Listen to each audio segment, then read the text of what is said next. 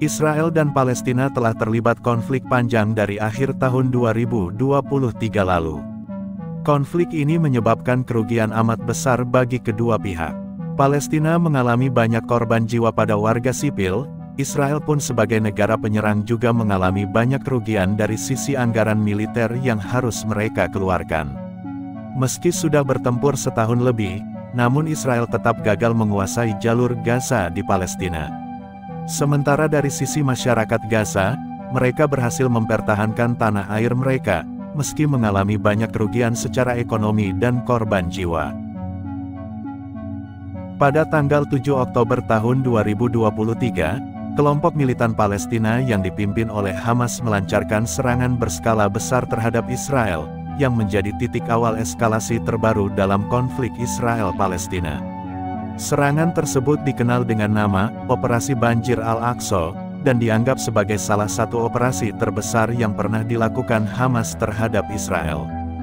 Dalam serangan ini, Hamas menggunakan berbagai bentuk taktik, termasuk penembakan ribuan roket ke wilayah Israel yang mencakup kota-kota besar seperti Tel Aviv dan Ashkelon.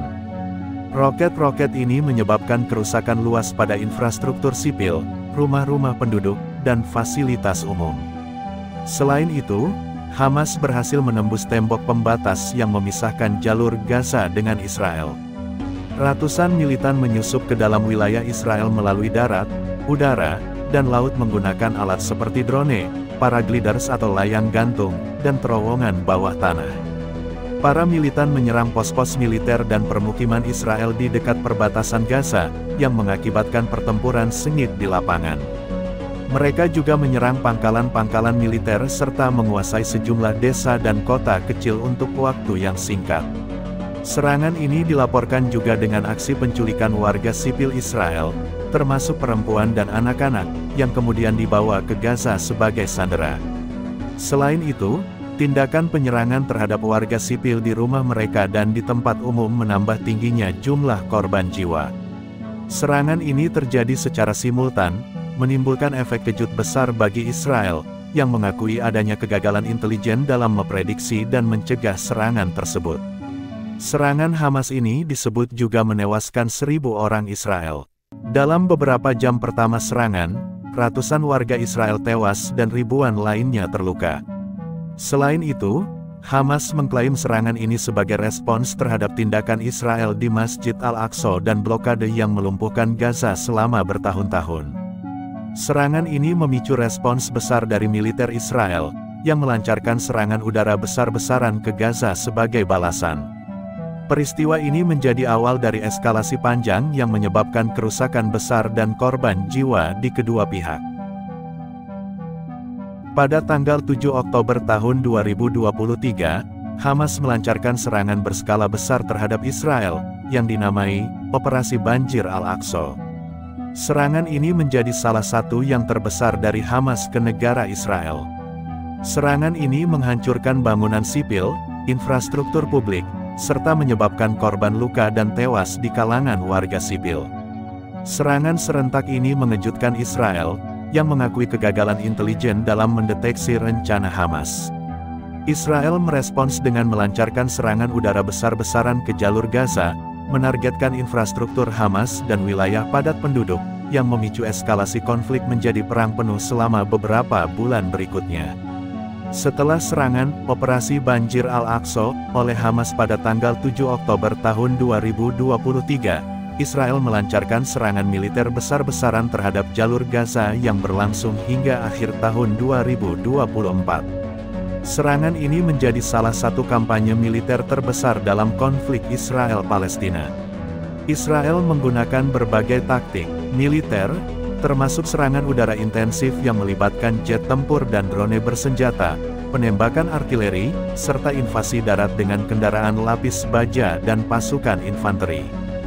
Target utama serangan ini adalah infrastruktur militer Hamas, terowongan bawah tanah, dan lokasi peluncuran roket.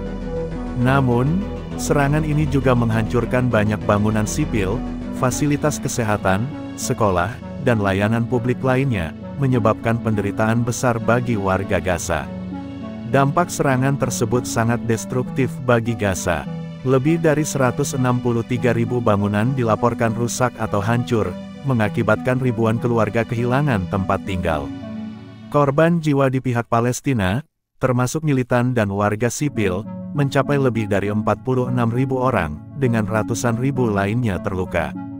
Infrastruktur ekonomi Gaza runtuh, menyebabkan tingkat pengangguran melonjak hingga hampir 80% dan penurunan output ekonomi sebesar 85%. Krisis kemanusiaan yang terjadi mencakup kekurangan makanan, air bersih, layanan kesehatan, dan akses pendidikan, memperburuk kondisi kehidupan warga Gaza secara signifikan. Kehidupan Gaza yang hancur karena perang panjang ini, membuat dunia bersuara. Israel diklaim tidak hanya menyerang Hamas, tapi juga menargetkan masyarakat sipil untuk mereka serang. Seruan perdamaian dan kritikan tajam kepada Israel muncul di berbagai forum-forum tingkat tinggi dunia.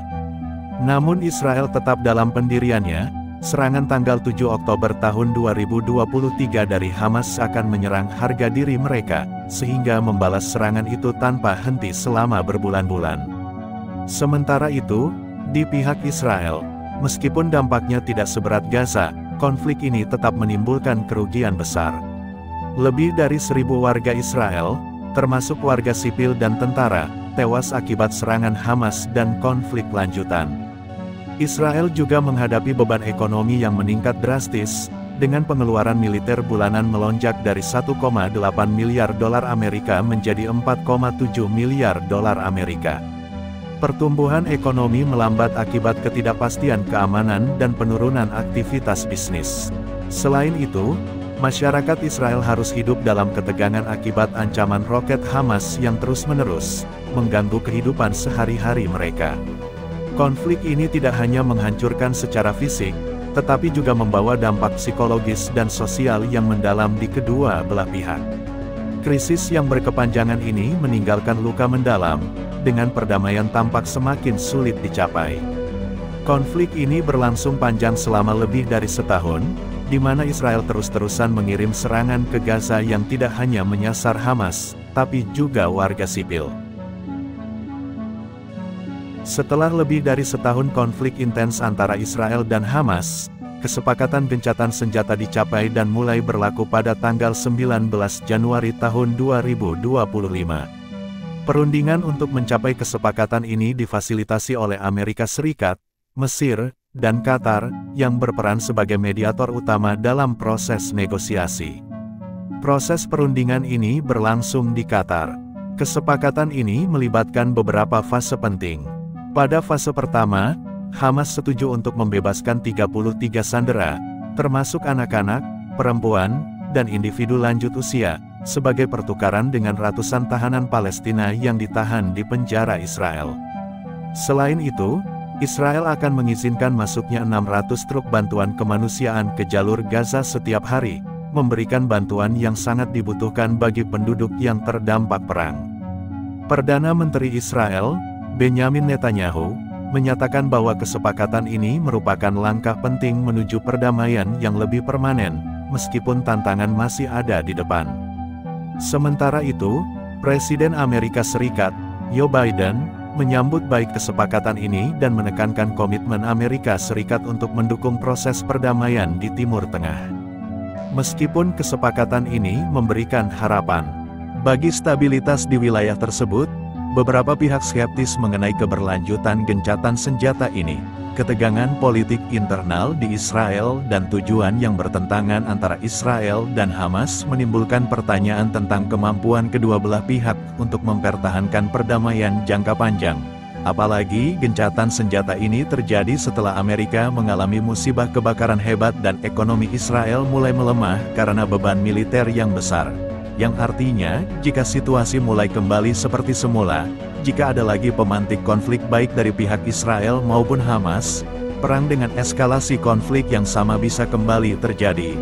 Secara keseluruhan, kesepakatan gencatan senjata yang dimulai pada tanggal 19 Januari tahun 2025 menandai titik balik dalam hubungan antara Israel dan Hamas, dengan harapan bahwa langkah ini akan membuka jalan bagi dialog lebih lanjut dan penyelesaian konflik yang telah berlangsung lama.